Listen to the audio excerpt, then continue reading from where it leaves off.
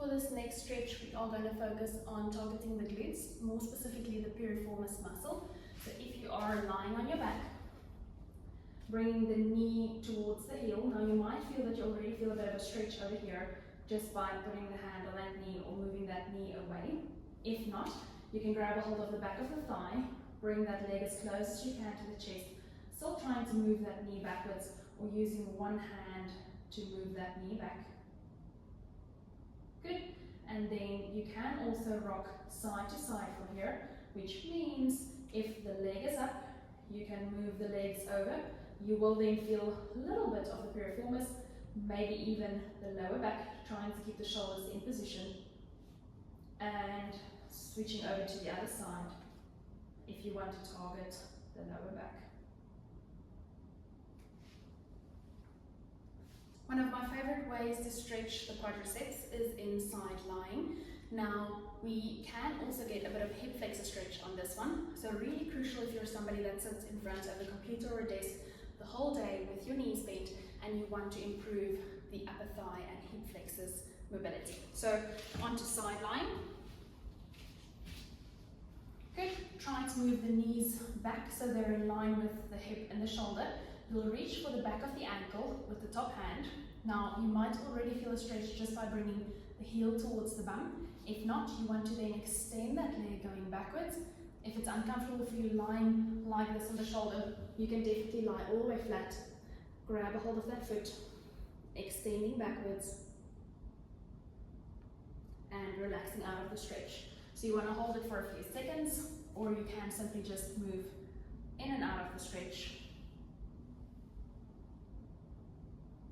Trying not to flare the ribs or arch the lower back, keeping that nice and straight and just bringing the leg back.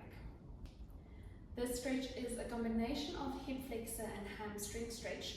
So you'll move from the hip flexor into the hamstring and do a bit of both because it saves a bit of time. So into kneeling, foot out in front of you. First you're leaning forward to stretch the hip flexor. If you squeeze the back glute, you'll feel a little bit more of a stretch and only lean as far as you can. Now if this doesn't feel like it's stretching much, you can reach up with the hands and you'll inhale to stretch a little bit more. Good. And then when you move into the hip flexor side, you are rocking backwards. Good. If this is a big enough stretch for you, you'll leave it there. Otherwise, you're welcome to lift the toes up. So in this position, try to lift the toes to the nose, try to extend that knee down and try to look down with the head as far as you can. And you're swapping between the two. So lifting up for hip flexor, leaning back for hamstring. Holding each a few seconds. Now we're going to look at hip 90-90s, and there's quite a few variations depending on how mobile you are in the hips. So I'll go through all of them and you can choose the one that best suits you and progress as you get more mobility. So we're starting out with our legs both to 90 degrees. So the first option would just to be sitting in this stretch and trying to reach and lean over, trying to keep both knees on the floor just to get into a bit of mobility, right? This can also stretch the mid-back, which is really good. You can progress by lowering down, stretching that mid-back and holding the stretch for quite a bit. You might feel the stretch even onto the hip flexor. Good. Then if you want to add a little bit more mobility to that, you can start with the feet out in front of you, hands behind your back to support and rocking, and this is where the 90-90 comes in. So rocking to both sides. Good. Trying to not scooch forward and back and keep the bum in the same place, feeling that stretch on both hips. Good. Now this might be easy for you, which would then lead to the progression where you'll lift off the hands and try to scooch over to the 90-90 on the other side. So you can lean a little bit backwards, but then stretching into 90-90. The last progression would be to stand up from there. So if you do 90 to the side, lifting up, that way you get a hip flexor stretch as well, and a little bit of work on the glutes, and same to the other side.